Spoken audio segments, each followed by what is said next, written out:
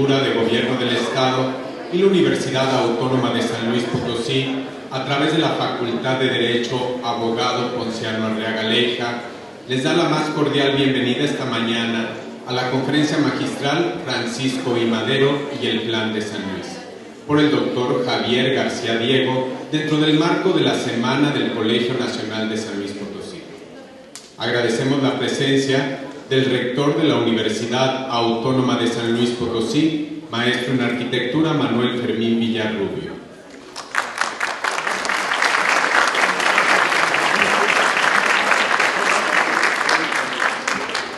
Del secretario general de la misma, doctor en Arquitectura Anuar Abraham Casís Ariciaga.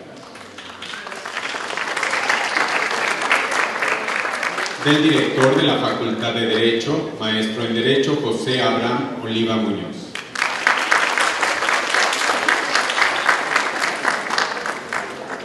Del secretario de Cultura de Gobierno del Estado, licenciado Armando Herrera Silva.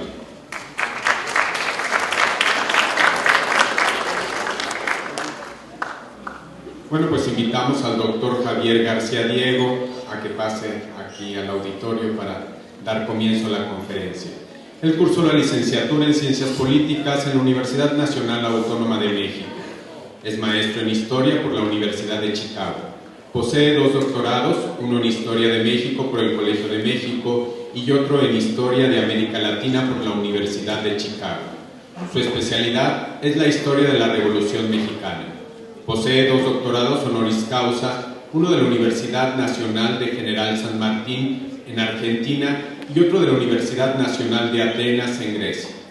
Entre sus numerosas publicaciones podemos destacar Introducción histórica a la Revolución Mexicana, Cultura y Política en el México postrevolucionario y Ensayos de Historia Sociopolítica de la Revolución Mexicana. Ha impartido conferencias en Harvard, Stanford, Oxford, Princeton, entre otras muchas instituciones. Es miembro de la Academia Mexicana de la Historia y de la Academia Mexicana de la Lengua. Recibió la condecoración de la Cruz Oficial de la Orden del Mérito de la República Federal de Alemania, así como la condecoración de la Gran Cruz de la Orden de Isabel la Católica del Gobierno español. Fue presidente del Colegio de México para el periodo 2005-2015. Ingresó al Colegio Nacional el 25 de febrero del 2016. Bueno, pues sin mayor preámbulo damos la más cordial bienvenida al doctor Javier García Diego.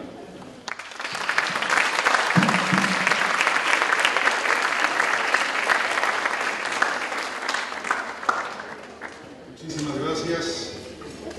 De verdad para mí es un honor estar aquí en San Luis Potosí como parte de esta semana entre la Universidad de San Luis y el Colegio Nacional. Ojalá hubiera más experiencias como esta. Es la primera ocasión en que se organiza, pero confiamos en seguir viviendo en los próximos años con diferentes temas para exposición. El tema del que les quiero hablar pues es un tema, se lo decía al señor rector hace unos minutos, que a lo mejor resulta un poquito antipático, pero lo hago como provocación y lo adelanto. El Plan de San Luis Potosí solamente lleva el nombre de San Luis Potosí, pero no fue redactado aquí. No sé si muchos de ustedes lo sepan o no lo sepan, pero de eso precisamente es que les quiero hablar. No sé de cuánto tiempo dispondremos para esta... No me digan eso porque nos quedamos aquí hasta el 20 de noviembre para celebrar el año. Bueno, entonces entremos directamente al tema y de verdad les agradezco mucho su presencia, su interés por la historia de México. Cuando uno pregunta sobre quién fue Francisco I. Madero, por lo general las respuestas van desde un apóstol de la democracia, mártir de la democracia, a un ingenuo en política. Incluso algunos son más serios y dicen, bueno, era medio tontín. Otros dicen simplemente que era un aprendiz de brujo que desató fuerzas que no pudo controlar. Hay también quien dice, fue simplemente un empresario burgués que intentó modernizar el sistema político mexicano. Bueno, pues si se fijan, apóstol, mártir, son juicios, son descripciones, yo diría morales, para no usar el término religioso. Si uno dice, bueno, el ingenuo, el tontín, pues son categorías psicológicas. Y si uno dice el burgués modernizador o el aprendiz de brujo, son categorías políticas que no nos explican bien el personaje. Los historiadores no funcionamos así. Los historiadores, lo primero que exigimos es un análisis, una perspectiva histórica. ¿Qué quiere decir una perspectiva histórica? Quiere decir una perspectiva calendarizada.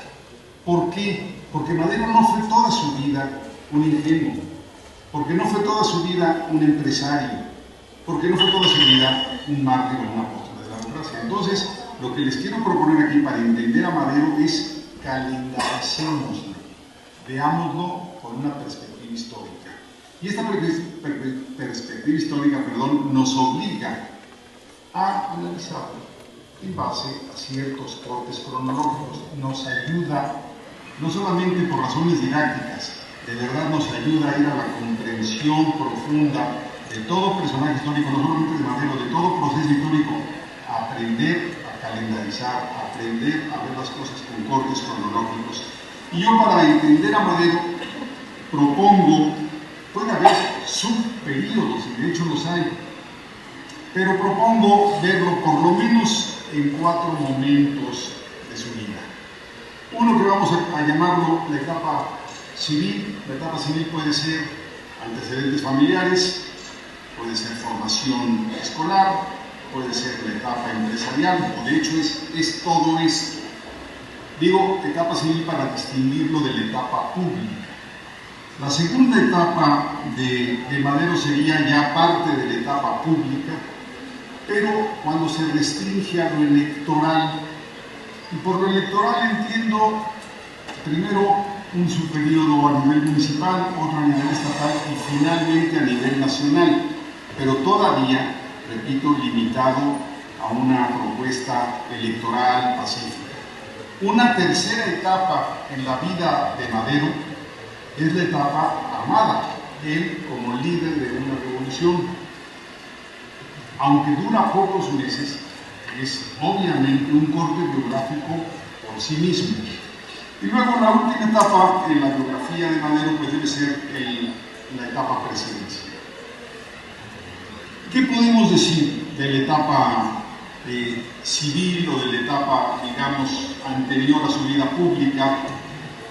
Voy a ir muy rápido, no vale la pena detenernos tanto en esto. Él es parte de una de las familias más ricas del noreste del país. Y aquí es uno de los primeros planteamientos importantes. La Revolución Mexicana fue convocada por un hombre de la élite económica. Es como si hoy en día convocara a una lucha armada, no Slim, pero algo parecido a un Slim de la región del noreste del país. De esa manera. Su familia no solamente era una familia rica, era una familia muy moderna, se manejaban como una especie de consorcio, de holding. Entonces, los muchos intereses económicos de la familia se repartían entre sus distintos miembros. A Madero, ¿sí?, le tocaría años después manejar uno de los negocios algodoneros y otro también de guayule de los que tenía la familia. Nace en 1873 en Parras, o sea, es lagunero, en la Hacienda del Rosario, estudia con los jesuitas, luego estudia en Baltimore, luego estudia en París. Y aquí es muy importante, destaco lo de París, porque además de que va a estudiar lo que hoy llamaríamos administración, en aquel entonces se llamaba teneduría de libros, contaduría, y se trajo de Francia el espiritismo. Digamos, gusto de Madero por el espiritismo ha dado lugar a muchas críticas. Parte de estos señalamientos de que era un loco, un tontín, proviene de eso, de su espiritismo. Por favor, no lo desprecien. Primero que todo, no era el único ni en México ni en el mundo, era una corriente muy en boga el espiritismo en ese momento, y es una forma ya de heterodoxia, es oponerse a la doctrina positivista imperante en la filosofía y en la pedagogía de esa época. O sea que no hay que descalificarlo tan rápidamente. Bueno, pues él regresó de París, además de con su diploma de tenedor de libros, con sus estudios comerciales, regresó con esta idea del espiritismo, pero también se enamoró en Francia del principio republicano de gobierno. A él le toca la Francia republicana, posterior a la Comuna, posterior a la Guerra Franco-Prusiana, y Madero realmente dice, esto es lo que debería haber en el país, un gobierno auténticamente republicano. Regresa de París y fue a estudiar a California agricultura. Es una familia, repito, muy moderna, y de California no solamente regresa con su conocimiento profesional de la agricultura, sino que regresó también enamorado de la democracia norteamericana. La democracia donde había primarias, donde había convenciones, donde había candidatos, donde había partidos fuertes, el alcance nacional, en fin, esto es lo que Madero va a llevar a México a finales del siglo XIX. Regresa a trabajar con algunos de los negocios familiares, pero repito, trae ya una formación ideológica muy compleja. Es un hombre rico, tiene uno de los negocios de la familia, pero su formación ideológica abarca desde un espiritismo que, repito, es una forma de oposición, es una forma de heterodoxia, y también ya trae un afán por establecer la democracia. Regresa al país, en el siglo XIX, a la zona de San Pedro de las Colonias, es uno de los negocios que le asigna a su abuelo, que es el patriarca de la familia, y ahí se va a encontrar que hay un problema de injusta distribución de los usos del agua del río Nazas. Él es un hacendado algodonero, tiene tierras, tiene trabajadores, pero si no tienes agua en el noreste de México, pues tu negocio está condenado a fracasar. Entonces, Madero empezó a reunir a los otros hacendados del rumbo para que juntos pelearan, para que se les asignara un mejor uso del agua, un mejor uso del río Nazas. El origen, que estoy señalando, de Madero es que él comenzó haciendo política empresarial. ¿Sí? Que quede claro, ese es su origen. También, una vez que junta a los hacendados, propone, pelea para conseguir un mejor precio para el algodón. ¿Por qué? Porque en ese entonces la política porfiriana favorecía a la industria textil y estaba castigado el precio del algodón. Entonces Madero junta a estos hacendados vecinos para conseguir más agua y para conseguir mejor precio. Hay un tercer elemento que también quisiera mencionar rápidamente de su carácter empresarial. Sabemos que Madero, además de espiritista, era homeópata. Y sabemos que se preocupaba por la salud de sus trabajadores.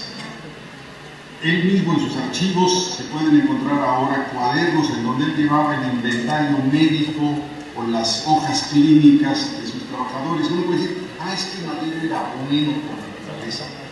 Si lo quieren ver así, está bien. Yo no creo en ese tipo de naturalezas humanas.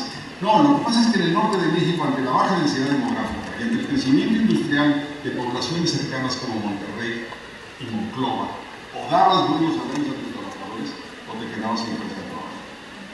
Entonces también aquí hay por favor, no me vean a Madero como un ingenuo y un idealista. Era un hombre con los pies bien asentados en la tierra. Lo tenemos entonces, repito, como empresario que está haciendo política empresarial, pero sabemos que en 1903 se empieza a interesar en política. ¿Por qué la fecha? Pues porque en su archivo vemos por correspondencia que empieza a preocuparse de la política y porque en 1904 va a participar en las elecciones municipales de su pueblo, San Pedro de las Colonias. Se ha interpretado su arribo, su primer interés en las cuestiones políticas, en las cuestiones públicas, por una relación espírita. Él tenía un hermano que había muerto muy chiquito, un accidente casero, de nombre Raúl. Y aparentemente en sus sesiones espíritas, el espíritu de su hermano Raúl le decía, Pancho, tú puedes dar más al país que un simple negocio algodonero.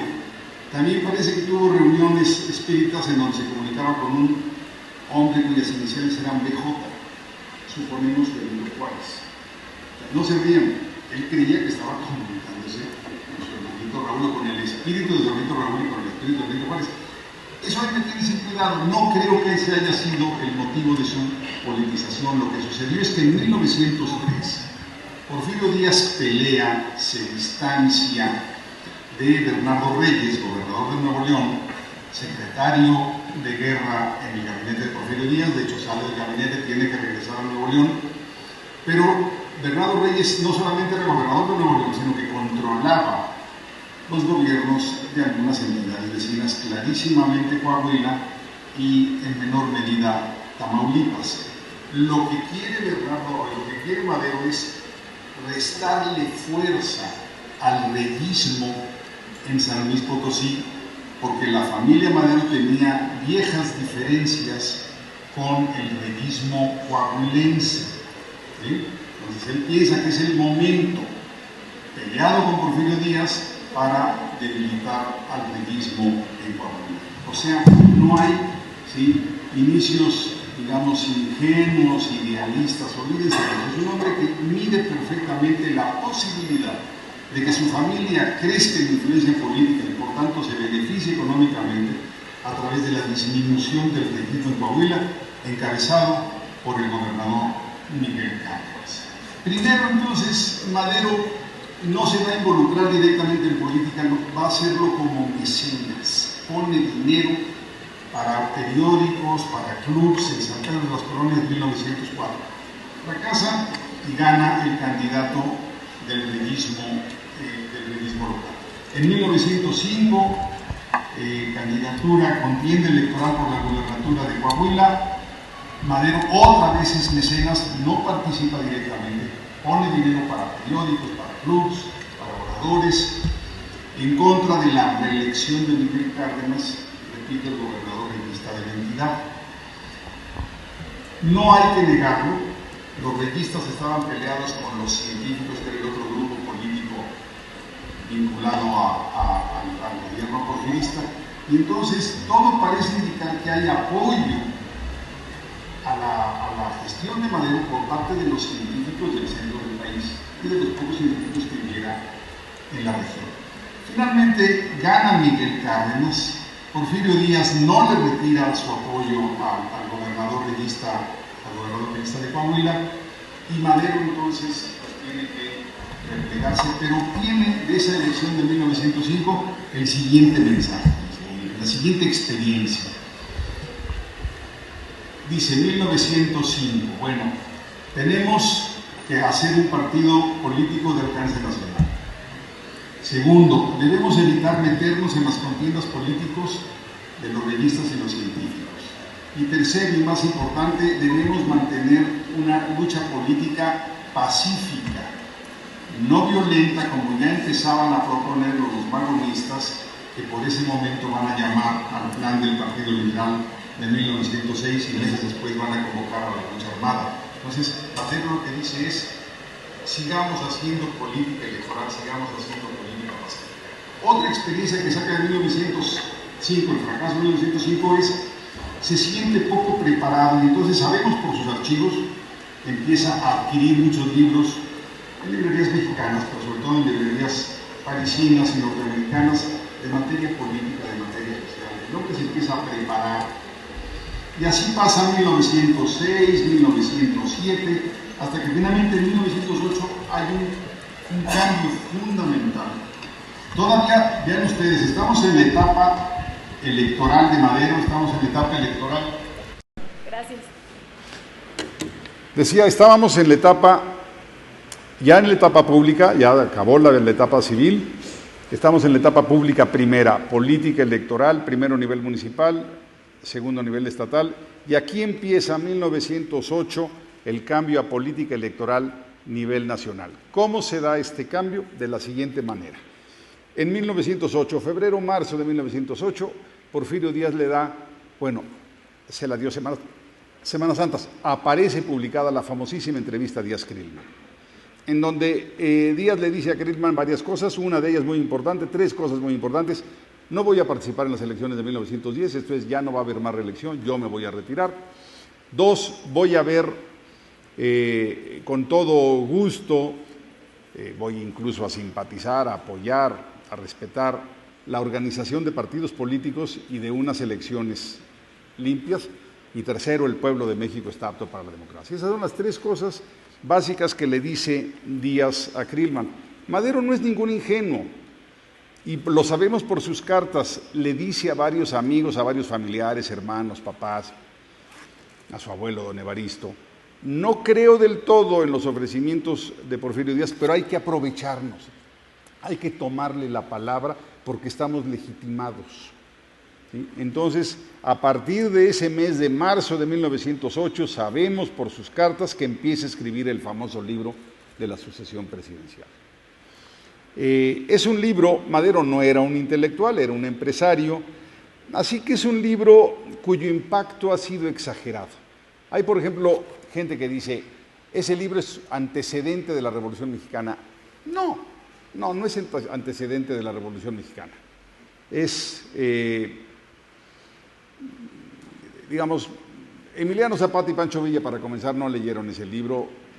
Eso es otra cosa. Vamos a ver en qué consiste. Es un libro repetitivo, con mala redacción, cursi, demasiado largo, con una visión maniquea de la realidad histórica, pero sin lugar a dudas es un libro inteligente políticamente, porque no critica a Porfirio Díaz del todo. Dice, Porfirio Díaz nos ha dado, como era contador, dice, hay dos columnas en Porfirio Díaz, el debe y el haber. Entonces nos ha dado cosas positivas, hay cosas negativas. Él le reconoce su carácter de héroe de la historia nacional. Entonces es un libro, repito, aunque intelectualmente es un libro deficiente, políticamente es un libro muy inteligente. Es un libro, no convoca las armas, obviamente, convoca a la creación de un partido político para contender pacíficamente, tal como Porfirio Díaz lo había ofrecido. Ahí él está jugando, digamos, las reglas que ha ofrecido el propio Porfirio Díaz. Además, es un libro no solamente inteligentemente escrito, está inteligentemente distribuido. Lo mandan a periodistas, lo mandan a digamos, críticos del sistema, lo mandan a algunos políticos, le manda ejemplar al propio Porfirio Díaz. El libro se empieza a distribuir a principios de 1909, ¿sí? Y lo tenemos, el siguiente cambio muy importante, ya plenamente en política nacional, se da a mediados de 1909, porque Madero convoca la creación del Centro Nacional Antireeleccionista, aún no partido, no es el Partido Nacional Antireeleccionista, es el centro. Se juntan en Ciudad de México, son tan pocos los interesados en la lucha antireeleccionista en ese momento en México, que caben en la sala de un ingeniero que ofrece su domicilio para la reunión, o sea, una veintena de interesados. Ahí eligen a Madero vicepresidente del Centro Nacional Antireeleccionista, básicamente por tres razones. Una, su lucha o el apoyo a la lucha en Coahuila era ya relativamente conocido y apreciado. Dos, su libro. En esos sectores de gente politizada, el libro sí había tenido un impacto apreciable. Y tercero, porque tenía dinero y él podía financiar las actividades del centro. Comienza entonces Madero a hacer giras, no como candidato presidencial, estamos a un año antes, estamos hablando de mediados de 1909, y va a hacer giras para promover la creación de clubes. Él lo que dice es, tenemos que unos meses para crear este partido. Vamos primero, segunda mitad de 1909, a crear clubes en todos los estados que se pueda. Esos estados tienen que designar delegados estatales a una convención que se debe reunir a principios de 1910 en Ciudad de México y ahí sí crear el Partido Nacional para que contienda en las elecciones de 1910. Ese es, digamos, el calendario electoral que trae Madero. Las giras son extraordinariamente bien diseñadas. O sea, vemos la mente de un hombre inteligente en términos políticos.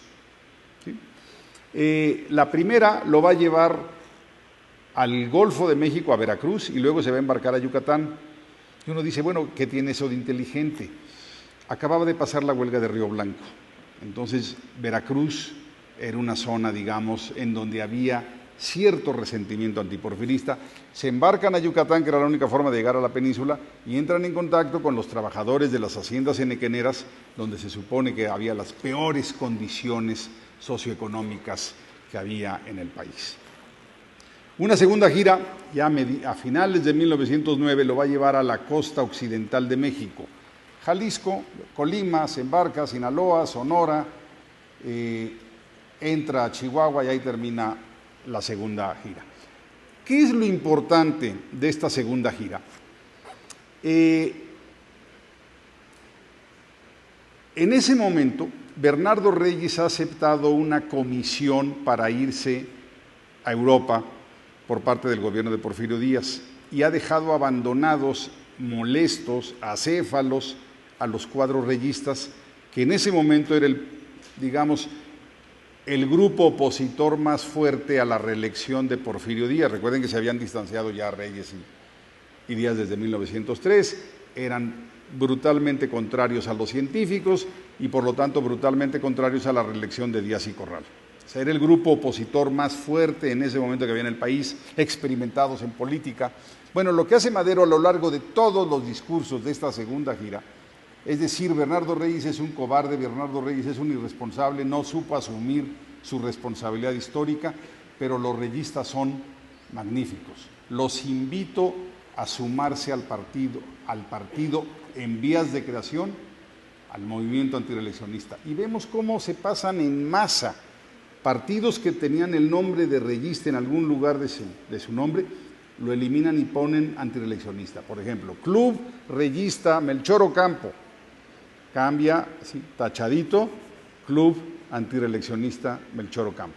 No solamente crece el número de antireeleccionistas en México, sino que crece su capacidad política, su experiencia, porque los reyistas sí que estaban experimentados en política. Muchos eran funcionarios y otros pues habían tenido la experiencia del reyismo desde 1903.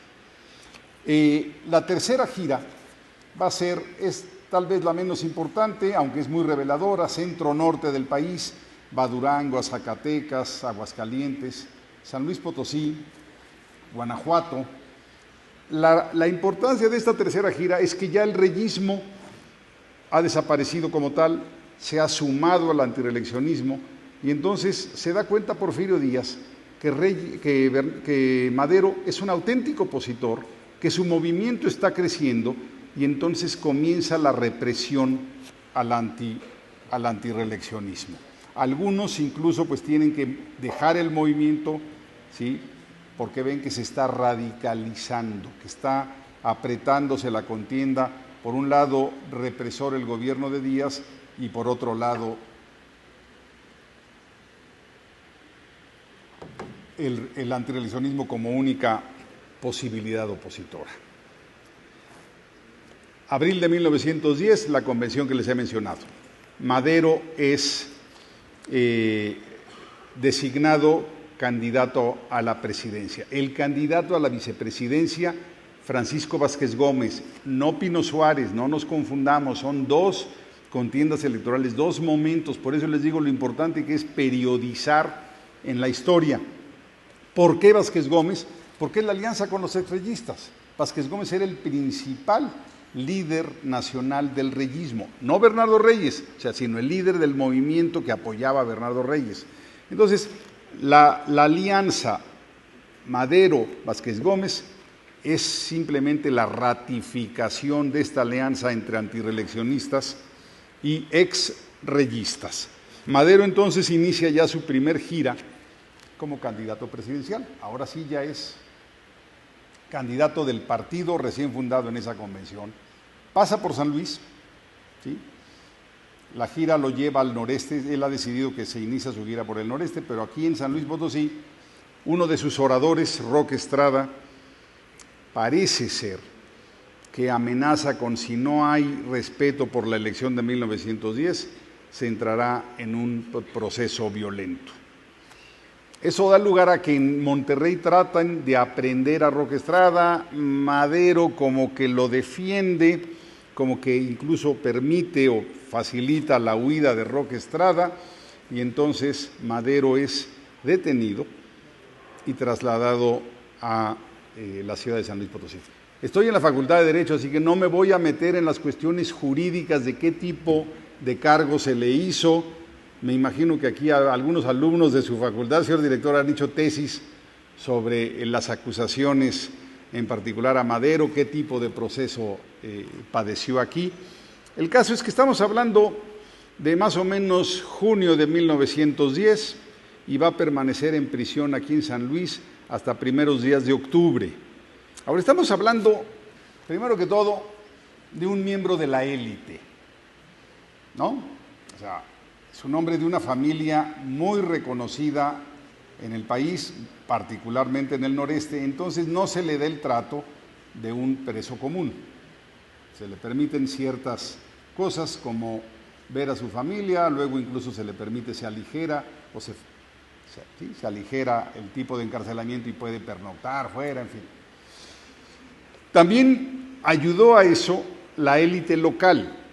Sabemos que el obispo de la ciudad, don Ignacio Montes de Oca, presiona para que traten bien a Madero.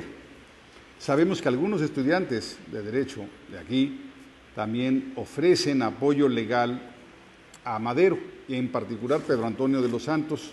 Parece ser que también un estudiante de Derecho que no concluyó, Jesús Silva Herzog, estaba en este grupo de apoyo a Madero. Mientras está Madero preso, tienen lugar las elecciones. Recuerden que eran a 2 vueltas, eran elecciones indirectas. El Partido Nacional Antireeleccionista redacta una solicitud de anulación de elecciones, obviamente los ignoran, se califica la elección, se confirma el triunfo de Díaz y Corral, y en ese momento Madero huye de San Luis Potosí y se va a San Antonio, Texas. Este es el siguiente momento decisivo en la biografía de Madero. ¿Cómo pasa de la oposición pacífica electoral a la oposición armada? ¿Cómo es que va a promulgar, ¿sí?, con fecha 5 de octubre, para llamar a las armas el 20 de noviembre con el nombre de Plan de San Luis Potosí? Aquí la pregunta es fundamental, los historiadores no tenemos respuesta al respecto. O sea, ¿cómo es que un hombre de la élite convoca las armas? No suele suceder eso. ¿Cómo es que un demócrata que ha condenado la violencia en todos sus discursos, en todos sus artículos, en todas sus cartas y en su libro, en cada una de sus páginas, condenó la violencia, llama ahora a ella? Sobre todo, ¿cómo es que un espiritista, que supuestamente son espíritus bondadosos, ¿no?, fraternales, llama a las armas? No hay respuesta, todavía no entendemos ese proceso. El caso es que Madero llama a las armas en el Plan de San Luis Potosí para el 20 de noviembre de 1910, ¿sí?, plan del que quiero hablar ahora un poquito. Les decía, el plan no fue redactado en San Luis Potosí. No, sabemos que Madero llega a San Antonio y entra en comunicación con varios amigos que lo estaban esperando, que estaban también ya exiliados en San Antonio, sus hermanos Julio y Raúl, otro potosino, Rafael Cepeda, o más bien saltillense radicado en San Luis Potosí, Aquiles Cerdán, y los más importantes, Roque Estrada, el orador que provocó el encarcelamiento de Madero, Federico González Garza, el que había redactado esa solicitud de anulación de elecciones, Juan Sánchez Ascona, Enrique Bordes Mangel, y se reúnen en casa de un señor Ernesto Fernández en San Antonio, amigo de la familia Madero, donde se redacta el Plan de San Luis. O sea, sabemos incluso los días en que fue redactado. Dado que ya era un poquito problemática la estancia de Madero en casa de Ernesto Fernández, los últimos días en San Antonio, Texas, los pasó en el Hotel Hutchins de San Antonio, donde, repito, se da la redacción final del plan. ¿Qué es lo que hace ese plan? Bueno, no convoca a la revolución. El Plan de San Luis no llama a una transformación de la estructura socioeconómica del país. Nunca dice tenemos que acabar con las injusticias. En ese plan simplemente dice apelo a las armas para derrocar a Porfirio Díaz. Y de una u otra manera dice incluso, de manera vergonzante, apelo a las armas porque ustedes, Porfirio Díaz, usted nos obliga a esta situación, pero tan pronto se pueda, trataré de que se restablezca la paz. Es un llamado a las armas acotado, es un llamado a las armas en donde en ese plan de San Luis hay muchos artículos sobre la disciplina que debe tener el ejército revolucionario. Repito, lo que busca es simplemente la salida de Porfirio Díaz. No hay un plan de gobierno, digamos, transformador de la estructura social, no hay ni siquiera un plan de gobierno, es simplemente un plan para derrocar de manera armada, porque así lo obligó Díaz al no reconocer el triunfo y al no aceptar, al rechazar la solicitud de anulación de elecciones. Pasamos entonces ahora a la siguiente etapa de Madero, la etapa armada. De esa no voy a hablar mucho. La lucha armada se va a prolongar hasta mayo de 1911. Lo que sí vemos es una transformación fundamental. Madero, cuando llama a las armas, distribuyen el plan de San Luis, van muchos de sus simpatizantes a San Antonio, Texas, a hablar con él, entrega los documentos, entrega recursos, ¿sí? Él está pensando que ese movimiento va a ser hecho por antireeleccionistas de la etapa electoral, de la etapa pacífica. Sin embargo, son miembros de las clases medias urbanas perfectamente identificados por las policías y por los gobiernos locales, como es el caso de Aquiles Cerdán. Aquiles Cerdán incluso ya había sufrido prisión semanas atrás porque estaba identificado plenamente con el antireeleccionismo. Entonces, días antes del 20 de noviembre, ustedes saben, es atacada la casa de los Cerdán, con un objetivo disuasorio. Lo que quería Porfirio Díaz es que todo el país, por eso fue 2 días antes y por eso se le dio tanta difusión en los periódicos nacionales, se enteraran de lo que le pasaba a los que estuvieran involucrados con el plan de San Luis, a los que pretendieran levantarse el 20 de noviembre. ¿Sí? Y en efecto, el impacto de la muerte de los Cerdán pues fue muy alto y el 20 de noviembre hubo muy pocos hechos de armas en el país, muy pocos. Les gustan 13 pequeños hechos de armas. Eso es lo que se considera el inicio de la Revolución Mexicana. Pasaron noviembre, pasó diciembre con muy poca acción y además concentrada en Chihuahua, enero, febrero. El movimiento empieza a tomar auge hacia febrero de 1911, pero hay algo más importante.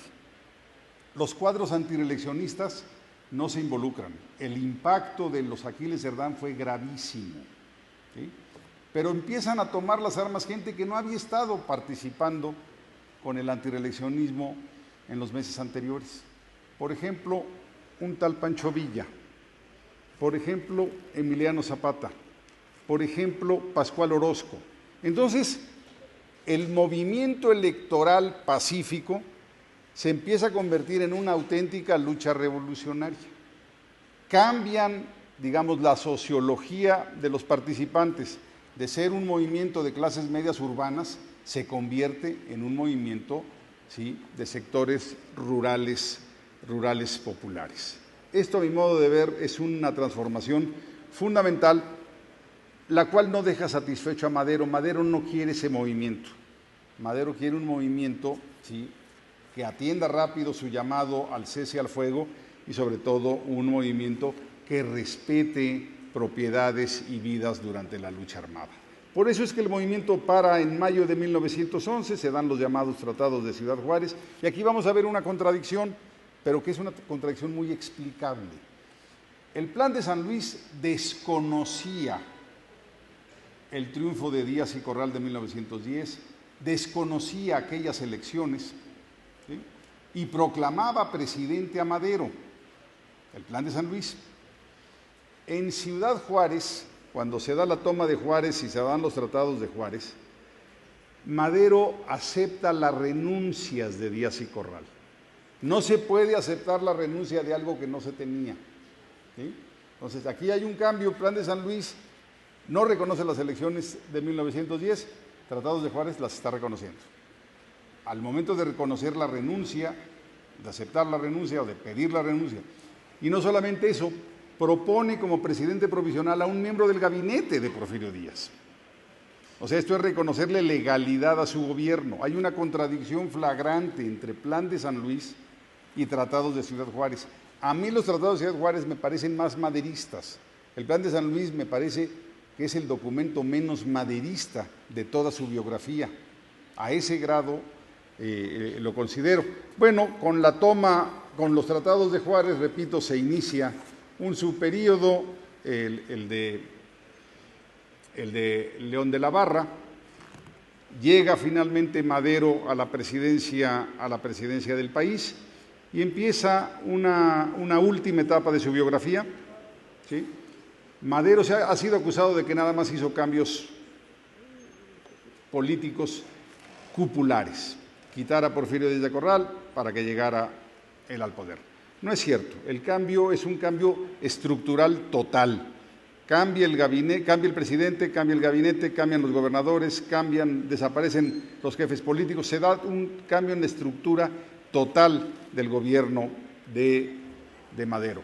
Sin embargo, Madero no tenía una experiencia gubernamental, había sido simplemente un empresario que se había convertido en opositor, no tenía experiencia gubernativa, y la presidencia de Madero fue un fracaso que concluyó, sí, tristemente, en los Tratados de Juárez. Esto es, a mi modo de ver, la manera en que debemos entender a un personaje como Madero, calendarizándolo, no enalteciéndolo, no le hacemos ningún favor diciendo que fue un apóstol, que fue un idealista. Hay que empezar a entender a Madero como realmente fue. Ahora concluyo con una última observación. La Revolución Mexicana no ha sido bien entendida. Los líderes de la Revolución Mexicana fueron miembros de la élite. Madero, élite económica, y posteriormente Carranza, élite política. ¿Que estoy cuestionando la Revolución Mexicana? No, no la estoy cuestionando. Esa fue la naturaleza de nuestra revolución. Eso fue lo que pudo dar. Entonces, lo primero que tenemos que aceptar para tener una buena vida de ciudadanos es entender y estar de acuerdo con nuestro pasado, asimilar nuestro pasado como realmente fue. Muchas gracias.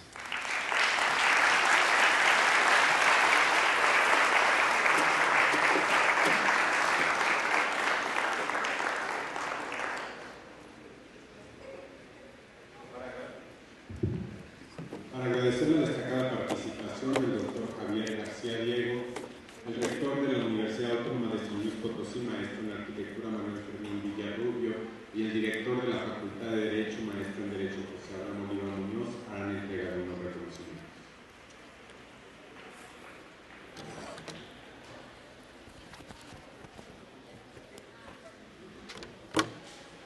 La Universidad Autónoma de San Luis Potosí otorga el presente reconocimiento al doctor Javier García Diego por la conferencia magistral Francisco y Madero y el Plan de San Luis en el marco de la Semana del Colegio Nacional en San Luis Potosí.